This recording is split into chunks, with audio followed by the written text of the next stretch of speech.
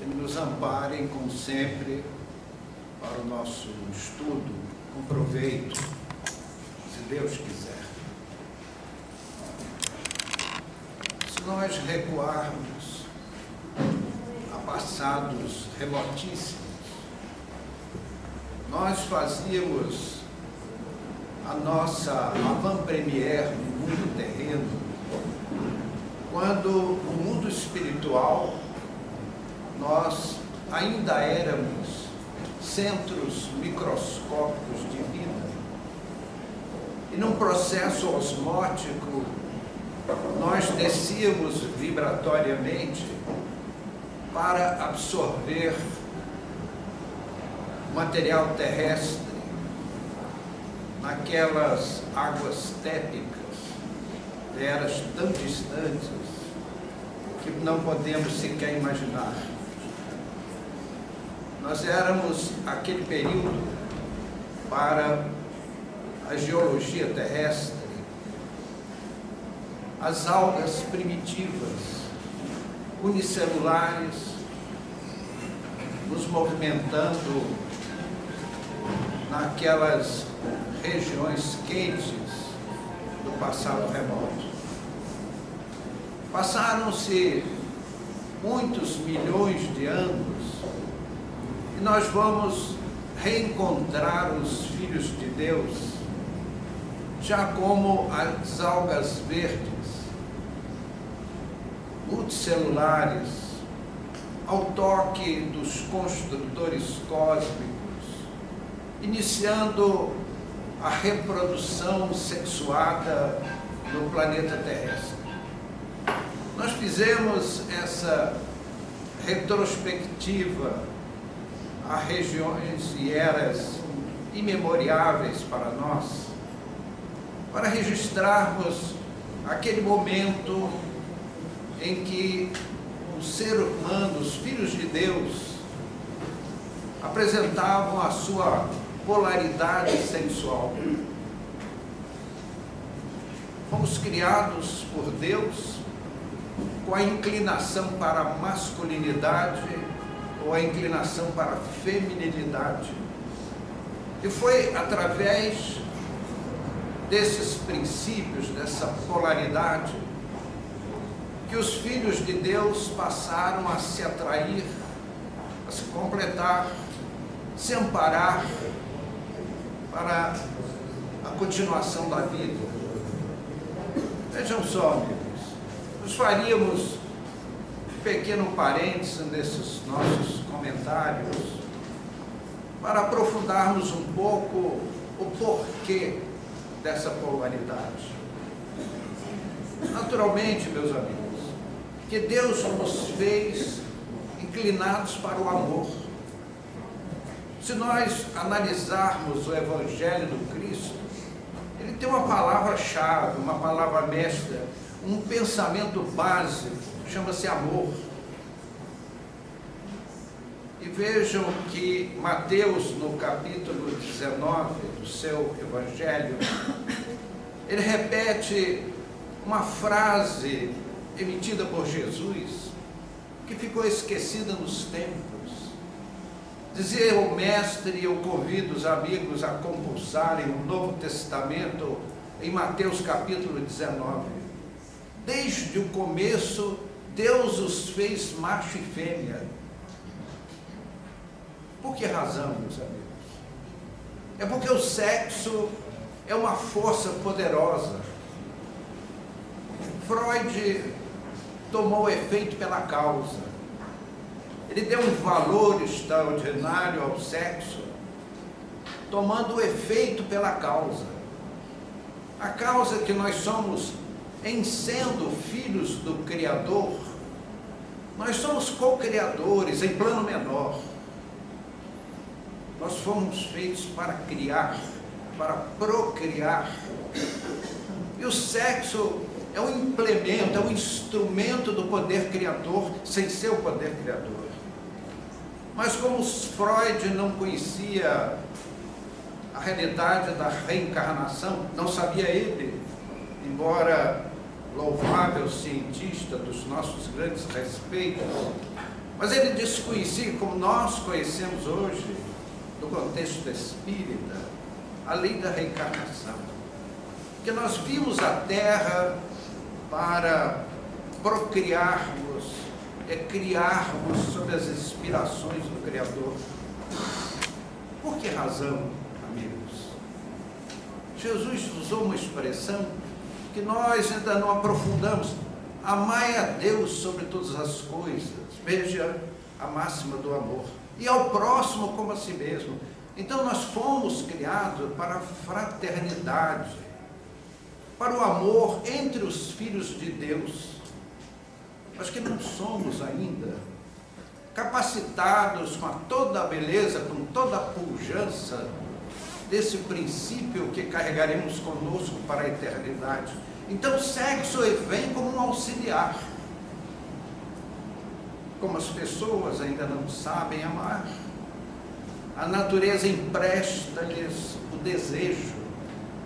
Então a força sexual, a própria física, nos diz que duas cargas positivas se repelem, duas cargas negativas se repelem, mas uma carga positiva, uma carga negativa se atraem.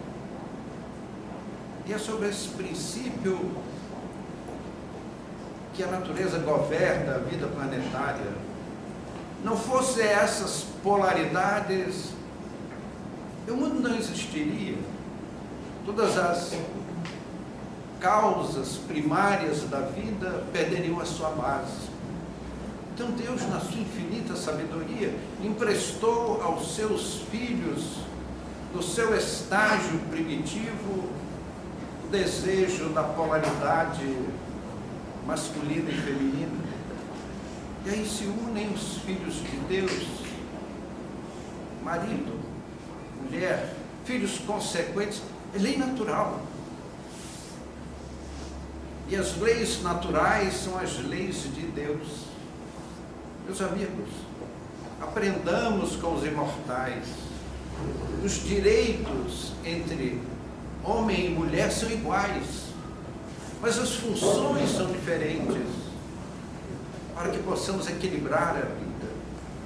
Eu fui sentindo essa realidade que os homens sábios instituíram o casamento legal para tornar de direito aquilo que existe de fato. Nos diz o Evangelho: não separe o homem o que Deus juntou. O que Deus juntou foi a polaridade masculina e feminina. O casamento legal é uma instituição humana venerável, nobilíssima, para tornar legal o que existe de fato. Os espíritos desencarnados, a partir de uma modesta evolução, eles sabem que a vida na Terra, que a Terra não é uma colônia de férias, não é uma organização turística, e o casamento não é um lazer. A vida na Terra é desafios de grandes responsabilidades. E é por isso que esses espíritos se unem no mundo espiritual, meus amigos. Muitas pessoas acham que os espíritos são como uma fumaça. Eu vejo aqui nessa sala muitas fumaças bem pouco fumejantes. São os nossos irmãos desencarnados que fazem os trabalhos da casa enquanto estudamos os temas doutrinários, os louváveis temas espíritas. Então achar que o espírito é uma fumaça é uma grande tolice. O nosso corpo físico, o nosso patrimônio biológico, se nós tirarmos o molde preexistente, que é o corpo perispiritual, ele se desfaz. No momento que nós cortamos aquele fio prateado que liga o cérebro perispiritual ao cérebro material, começa a decomposição cadavérica. Aqueles pequenos irmãozinhos nossos, infinitesimais, saltam a encontrar a cidadela desguarnecida. Não mais aqueles elementos biológicos da defesa orgânica cessaram as suas funções, e aqueles elementos encarregados da decomposição cadavérica iniciam o seu trabalho sob as bênçãos de Deus. Nada está errado no universo, meus amigos. O universo é obra divina, é obra de perfeição. Então esses espíritos guardam as suas características de masculinidade e de feminilidade. Você quer ver uma prova disso? Consulte o seu eu. Como você se sente? Você se sente homem ou você se sente mulher? Quem se sente mulher e o corpo é escravo da mente, há de plasmar um corpo feminino. Quem se sente homem, a sua mente há de plasmar um corpo feminino. Então nós ouvimos, e o X e o Y, meus amigos, se o X e o Y influem na nossa natureza animal, a alma faz o X e o Y. Não cometamos o erro de Freud de tomar o efeito pela causa. Como quando falamos daquelas eras remotíssimas, das algas primitivas, meus amigos, olhamos num processo embriogênico, toda a beleza daquelas eras distantes, a ciência dos gametas, buscando a formação da vida, o líquido amniótico, numa temperatura que lembra os mares mornos do Paleolítico, e somos recapituladores numa gestação de todo o processo da evolução biológica desde eras remotas até a nossa atualidade. É por isso que quando um nenê vem à luz com aquela cara amassada, a gente diz que é a cara do pai, não é isso? Porque é feio de doer. Dizer que é bonitinho é nada, só a mãe acha bonitinho. Mas quando ele nasce é aquela cara que vai se organizar mais à frente. Então nós recapitulamos todo o nosso desenvolvimento histórico numa gestação na cavidade amniótica. Então, meus amigos, há romances do mundo espiritual. Pasmem com isso. Isso é a grande realidade. Ou você acha que aquela pessoa que você ama profundamente, você vai reencontrá-la no mundo espiritual. Há noivados no mundo espiritual. Aquelas uniões que se inviabilizaram na terra, viabilizam-se no mundo espiritual, porque Deus é infinita bondade. Então, recapitulando o capítulo 19 de Mateus, a afirmação de Jesus, desde o começo o Pai os fez macho e fêmea. Então nós chegamos ao mundo espiritual e o nosso corpo perispiritual é uma cópia da nossa realidade atual, ou até mais longe. Nosso organismo físico hoje é uma cópia do nosso corpo espiritual. E é por isso que nós pedimos oportunidades reencarnatórias e temos um noivado. É a coisa mais bela que vemos no mundo espiritual, os casais espirituais, preparando a formação de uma família, para receber no lar aqueles espíritos muito amados, e onde a mulher tem uma missão preponderante, porque ela é a gestora da vida, e ela que recebe um impulso divino. Meus amigos, nenhum filósofo, nenhum psiquiatra, nenhum psicólogo, nenhum pensador conseguiu desvendar o segredo que existe entre mãe e filho. É uma ligação incompreensível, irracional. Porque a mãe é capaz de beijar o chão que o filho pisa. Ela se doa. E ama aquele filho que lhe custou 9 meses de sacrifício físico para doar a vida. Então, meus amigos, esse é o nosso tema de hoje. Que título você quer dar? Homem e mulher? Casamento? São as nossas experiências terrestres.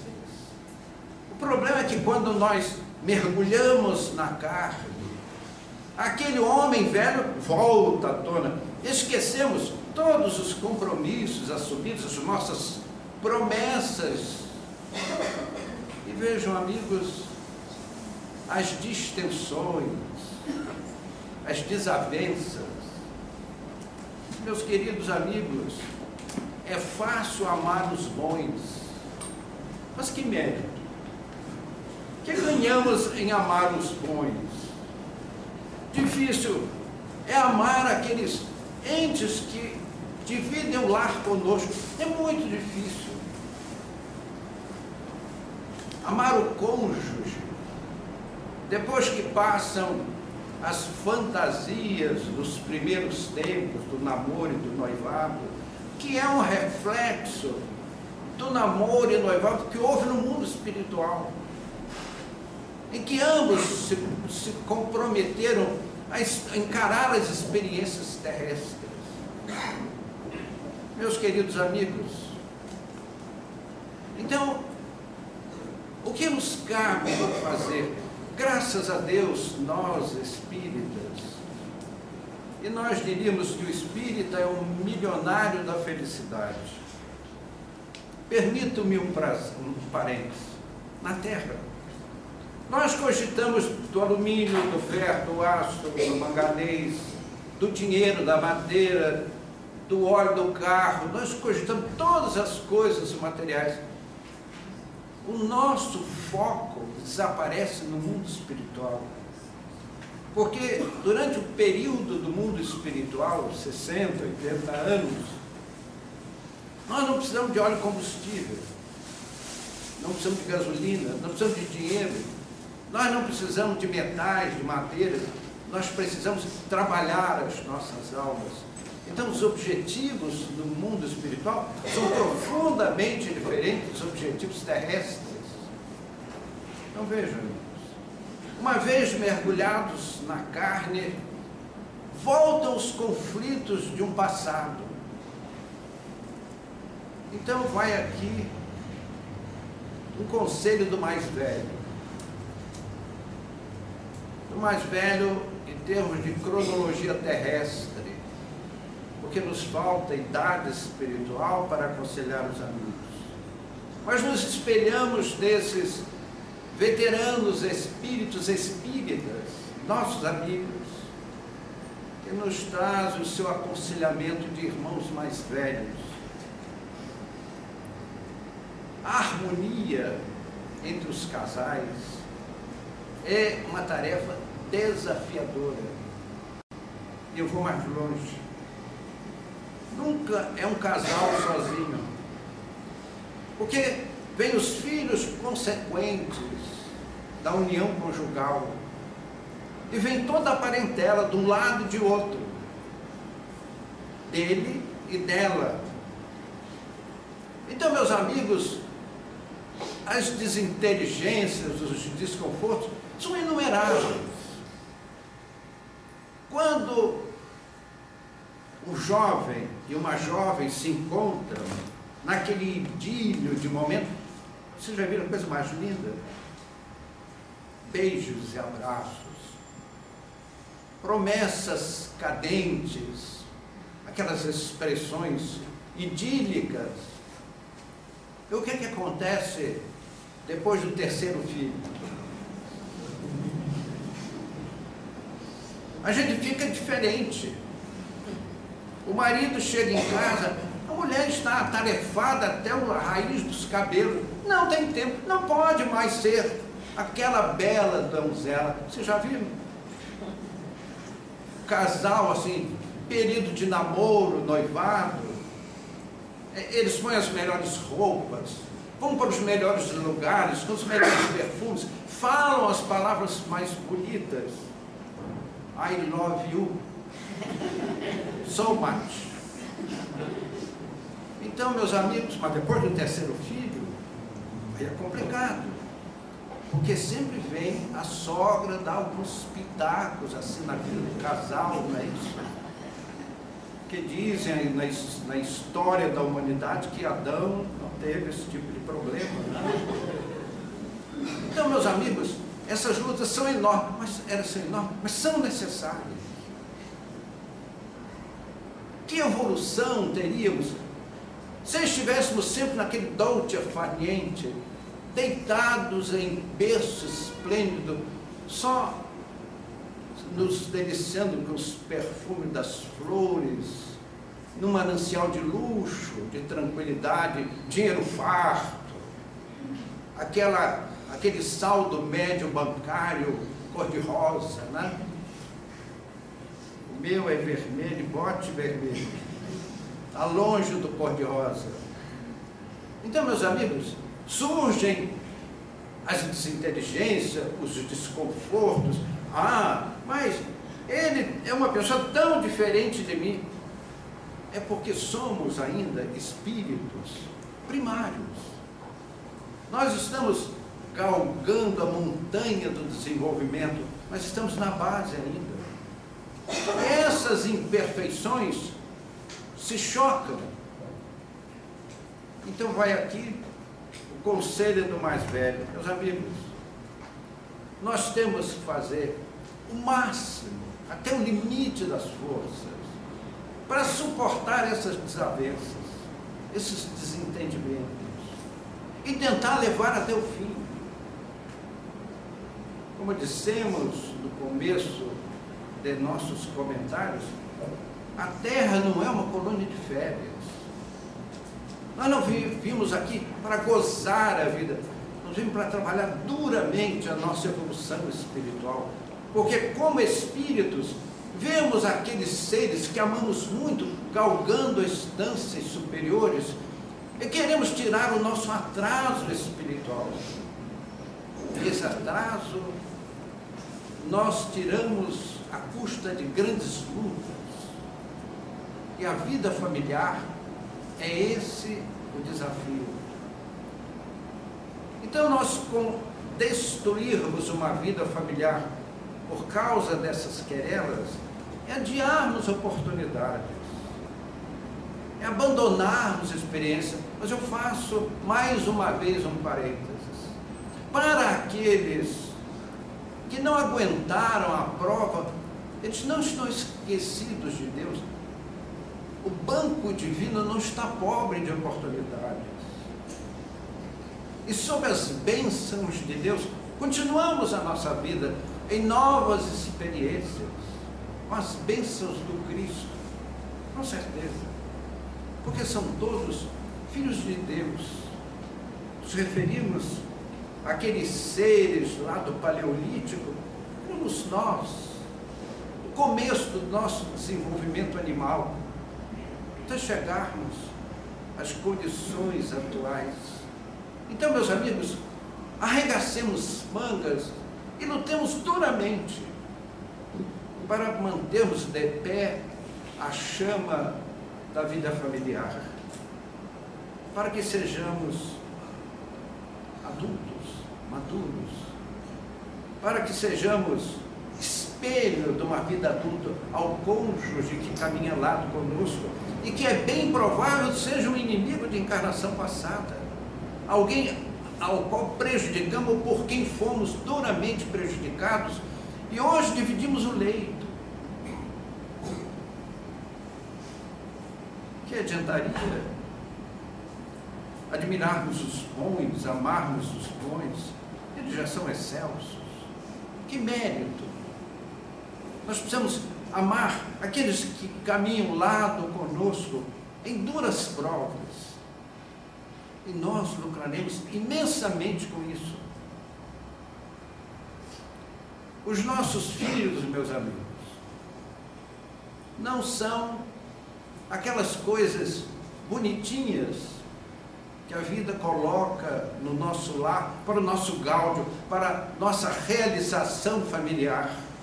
Eu estou realizado porque tenho belos filhos. Meus amigos, sustentar os filhos é compromisso de consciência. Dar-lhes uma instrução escolar da maior responsabilidade nossa, mas acima de tudo, nós precisamos dar aos nossos filhos educação espiritual. Nós precisamos falar aos nossos filhos de Jesus, lembrá-los do Cristo. Às vezes nos falta tempo, às vezes nos falta diálogo, mas nós, pais, não podemos esquecer disso. Vejam, amigos, a religião é da mais alta significação em nossas vidas, porque é através dela que nós lembramos de Deus. O próprio vernáculo religião vem do verbete latino religare, que significa ligar o homem a Deus. Até na sua etimologia, o vernáculo nos chama a nos lembrarmos de Deus, mas não constrói aquela religiosidade de ocasião, do culto externo, sem aquela profundidade de fé e confiança no Criador.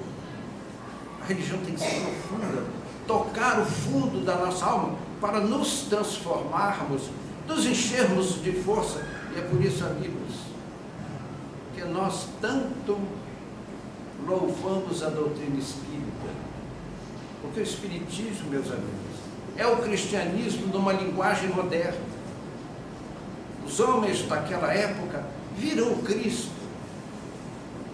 Nós, através da doutrina espírita, vemos a sua obra nos quatro cantos do mundo, nas leis da natureza, que o espiritismo não nos chama a crer. O espiritismo nos chama a tomar conhecimento das realidades espirituais. O espiritismo nos mostra, não por teorias, mas por fatos, a comunicação dos espíritos. Conheci uma senhora, uma jovem senhora, mãe de família, tinha 4 filhos. Era uma filha da África, uma alma de uma generosidade extraordinária. Então as pessoas iam chegando à reunião espírita com um papelzinho e põe em cima da mesa. Aí ficava aquela pilha de papéis desse tamanho. E as pessoas colocavam nome, endereço, e ela ia pegando cada folha de papel, sulfite, escrevia um diagnóstico na linguagem médica e prescrevia as medicações homeopáticas, cujos termos nós não sabemos nem repetir. Quanto mais aquela senhora que mal sabia fazer um O com um copo, botar um copo, passar um lápis em volta, era a letra O, serve como 0 também, deixa eu passar um traço no meio, não é isso? Era uma pessoa de pouquíssimas letras, escrever todo aquele receituário na linguagem da medicação homeopática, e assinava Bezerra de Menezes. E muitos estudiosos foram pesquisar, buscar os originais, e a assinatura de Bezerra de Menezes era autêntica. E minutos depois, aquela pilha desse tamanho estava do lado de cá, com todos os diagnósticos e as medicações prescritas. Isto se chama mediunidade. É o bem ao próximo, sem qualquer interesse. É a alegria de servir. Então, esta é a religião que transforma, que vai ao fundo do nosso coração, transforma as nossas vidas para melhor. porque as fantasias socio-religiosas nos deixam ao abandono. O egoísmo, meus amigos, fez nascer nesse mundo o chamado casamento por interesse. É o filho do fazendeiro que casa-se com a filha do industrial. São as famílias ricas procurando proteger patrimônios e outros interesses mais. Até os interesses do sexo, as fantasias sexuais. Então, meus amigos, essa é uma expressão doentia dos espíritos umbralinos reencarnados na Terra.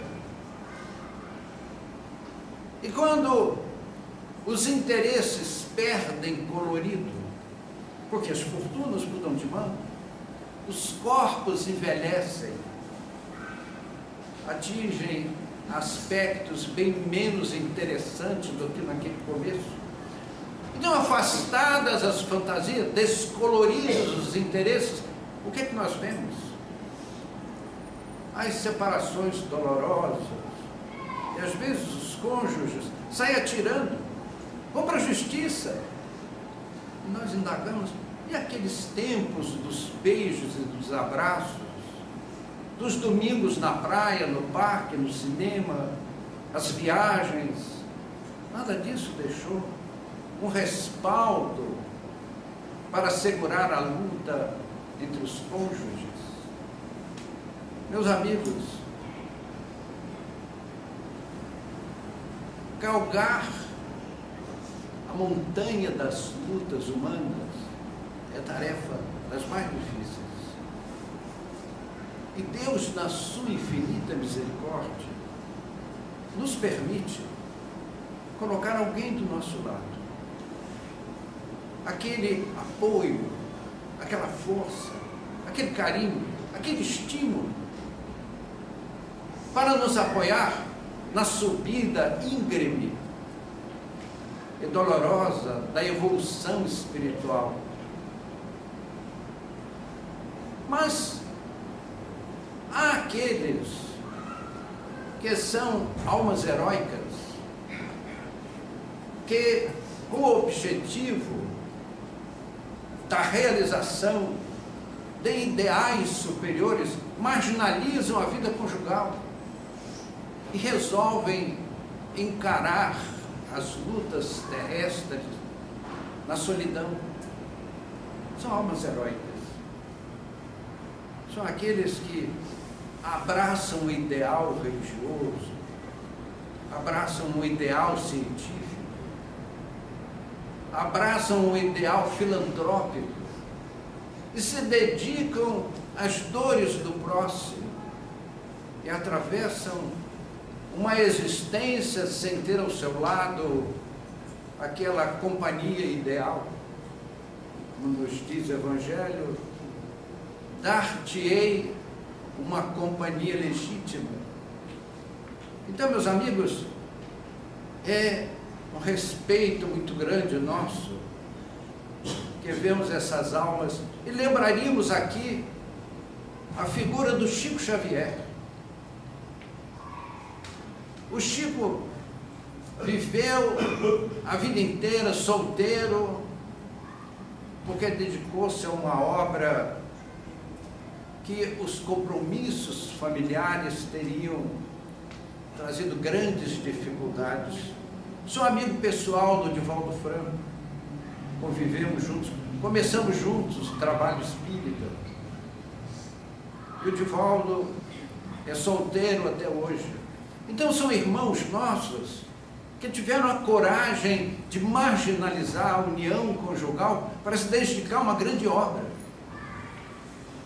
Eu gostaria, nesse ponto, de lembrar aqueles irmãos nossos, e eu falo isso com muito carinho, com grande respeito, aqueles cuja situação fisiopsíquica não lhes permite uma vida familiar regular. Nós hoje ouvimos falar em engenharia genética. No mundo espiritual, os embriologistas são sábios e eles são capazes de preparar um espírito feminino para que ele reencarne com um corpo masculino para o desempenho de uma obra. Eu conheci pessoas assim. Conheci uma digníssima senhora que fez um trabalho magnífico na educação, criou um complexo de educação, de causar inveja, mas levou os últimos dias de sua vida carregando aquela pesada cruz. E era uma senhora que possuía em si todas as características masculinas, porque era um espírito masculino, porque aceitou aquela missão na educação e formou muitos advogados, engenheiros, médicos, dentistas na sua universidade. Fez uma obra na educação extraordinária que não teria conseguido fazer se tivesse constituído família. Mas isso feito pelos homens me assusta, porque os cientistas humanos, na chamada engenharia genética, não saberão medir as consequências de tocar desde a divisão da cromatina, a cisciparidade, a nidação, e todos aqueles processos embriológicos, e surgiu um monstrinho desajustado com as suas inclinações psicológicas. Por isso, meus amigos, deixemos a cargo da natureza, da mente do reencarnante ou dos espíritos sábios em planejamentos importantíssimos. O que eu não aconselho, meus amigos, se alguém se vê fisicamente despreparado para o casamento, meus amigos, sexo não é tudo. É um princípio, uma função importantíssima em nossas vidas, a qual damos muito valor, mas não é tudo. Há outras coisas belas que nós podemos fazer, porque as aberrações sexuais nunca levam a ninguém a um bom lugar. Então, meus amigos, agradeço a atenção, que meditemos sobre